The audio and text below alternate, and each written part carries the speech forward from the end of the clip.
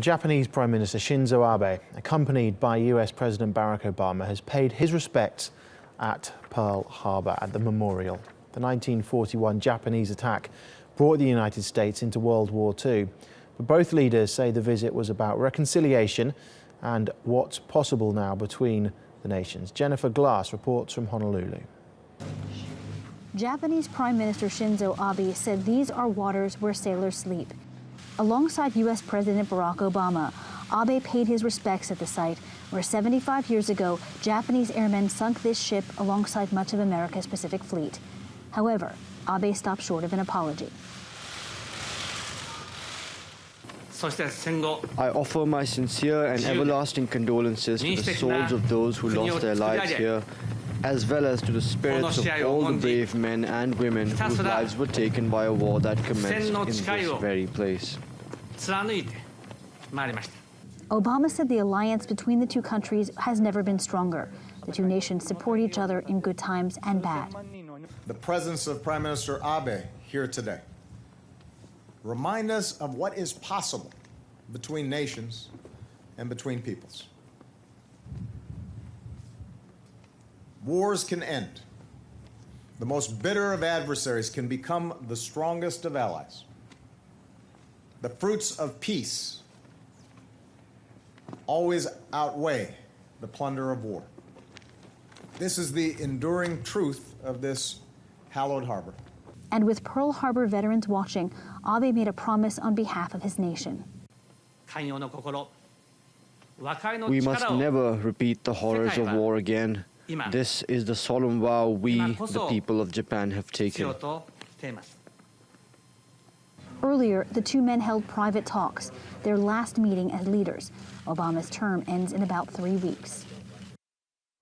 Well, Glasse is in Honolulu, joins us now live. Jennifer, just talk us through then the symbolic day.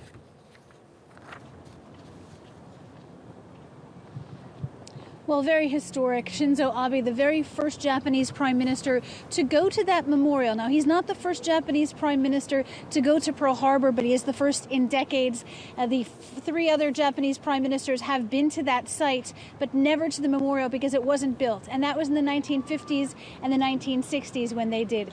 This is a very historic day because while he didn't apologize, you could see that he was very moved. He talked about the lives of the people lost there. He said that he was actually stunned really into silence. He had no words by the solemnity of what had happened to the people there. It's basically a gesture to the United States to say that Japan would never do that again, as you heard him say in that story. And it really is about the lasting relationship between Japan and the United States. Shinzo Abe has called it really the basis for his country's security and diplomacy, and he wants that relationship to go on. He, of course, was the first international leader to meet the new president-elect, Donald Trump, because while he and Barack Obama have strengthened Japan's relationship, the U.S.-Japan alliance, he's hoping that relationship with the United States will continue when Donald Trump takes office next month.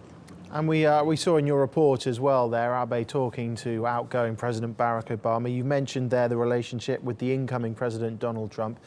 How strong are ties between the two countries right now?